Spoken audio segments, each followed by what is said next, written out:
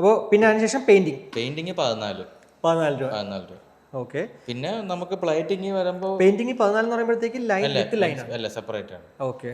ഇത് line Adams ആണ് ഇവിടെ വിത്ത് ലൈനായിട്ട് പെയിന്റ് ചെയ്ത് തരുന്നത്. ആഡംസിനോടത്തെ വണ്ടിയല്ല. ഓക്കെ. ഇത് നമ്മുടെ ലോക്കൽ അല്ലേ? അതെ. അതായത് സ്ഥിരം നമുക്ക് ചെയ്തുകൊണ്ടിരിക്കുന്നതാണ്. പുള്ളിയുടെ പേരെന്താണ് ആക്ച്വലി? ഷിബു. ഓക്കെ. ഇവിടെ നമ്മുടെ കടയ്ക്കകത്ത് തന്നെയാണ്. എന്റെ വർക്ക്ഷോപ്പിന് അടുത്ത് തന്നെയാണ്. കുറെ പേര് ആക്ച്വലി ഈ ഒരു വർക്ക്ഷോപ്പ് എവിടെയാണ്, ഈ പെയിന്റിങ്ങിന്റെ വർക്ക്ഷോപ്പ് എവിടെയാണ് എന്നൊക്കെ ചോദിച്ചിട്ട് എന്നെ കോൺടാക്ട് ചെയ്യുന്നുണ്ട്. ഞാൻ ചോദിച്ചു 1-2 ദിവസം ആകുമ്പോൾ പുള്ളി വേണ്ടാന്ന് പറഞ്ഞു. ഓൾറെഡി പുള്ളിക്ക് വർക്കുണ്ട്, 2 പേരേ ഉള്ളൂ.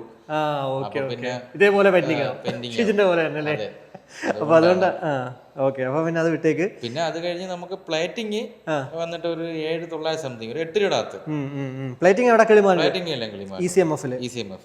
ഓക്കെ. പ്ലേറ്റിംഗ് എത്രയാണ്? 7,900 സംതിങ്. 8,000 രൂപ. 8,000 രൂപ. എഞ്ചിനൊന്നും ഇല്ലാണ്ട്. അപ്പൊ ബഫ് ചെയ്തിട്ടുണ്ടോ? ബഫ് ചെയ്ത്. ഇത് നമ്മൾ ഉമേനല്ലൂരാണ് ബഫ് ചെയ്തത്. ഓക്കെ. എത്ര ബഫിംഗ്? എത്ര രൂപ? ബഫിംഗ് മൊത്തം 5 രൂപയായി. 5 രൂപ. ഓക്കെ. എനിക്കൊന്ന് പ്ലേറ്റിംഗ് ആയെന്ന് ചെയ്തിട്ട് അല്ലേ? എല്ലാം കൂടി പ്ലേറ്റ് ചെയ്തെങ്കിൽ ഇത്രയും കാശാകുമായിരുന്നോ? പ്ലേറ്റിംഗ് ആണെങ്കിൽ ഇതിൽ കൂടുതലായി. പഴയ മോഡലിന്റെ എഞ്ചിൻ കവർ മാത്രം പ്ലേറ്റ് ചെയ്യാനായിട്ട് കിളിമാനൊരു 10,000 രൂപയാണ് മേടിച്ചോണ്ടിരുന്നത്. അവരിനി അത് ചാർജ് എല്ലാം കൂട്ടും. ഓൾറെഡി കൂട്ടി എന്ന് പറഞ്ഞു. പക്ഷെ നമ്മൾ നേരത്തെ കൊടുത്ത വണ്ടികൾ അവിടെ കിടക്കുന്നുണ്ട്. അവർ നമ്മളിൽ നിന്ന് പഴയ എമൗണ്ട് ഇപ്പോഴും മേടിക്കുന്നു. പുതിയ എമൗണ്ട് ഇനി അടുത്ത പുതിയ ബില്ല്, അതായത് ഇനി ഓണം കഴിഞ്ഞിട്ട് കൂട്ടുമെന്ന് പറഞ്ഞു. അപ്പോൾ അടുത്ത വണ്ടി മുതൽ ഇനി അത് വരുമ്പോഴേ ഇപ്പോഴത്തെ റേറ്റ് എത്രയെന്ന് അറിയാൻ പറ്റും. എന്തായാലും എല്ലാ സാധനങ്ങൾക്കും വില കൂടുതലാണല്ലോ. എല്ലാത്തിനും നമുക്കിപ്പോ സ്പെയറിനൊക്കെ വില കൂടി, സ്പെയറിനെല്ലാം വില കൂടി. അതേപോലെ തന്നെ പെയിന്റർമാര് വില കൂടുതലാണെന്ന് പറഞ്ഞ് ശരിക്കും പറഞ്ഞാൽ നല്ല പ്രശ്നമുണ്ട് അവരുടെ സൈഡിൽ. പക്ഷെ നേരത്തെ കൊടുത്തിട്ടേക്കുന്ന വണ്ടികളായതുകൊണ്ട് ഞാൻ ചേട്ടാ കസ്റ്റമറുടെ അടുത്ത് 3 രൂപയാണ് പറഞ്ഞത്. ഇനി അത് കൂട്ടി മേടിക്കാൻ പറ്റൂല. അപ്പൊ അങ്ങനെ നിൽക്കുകയാണ്.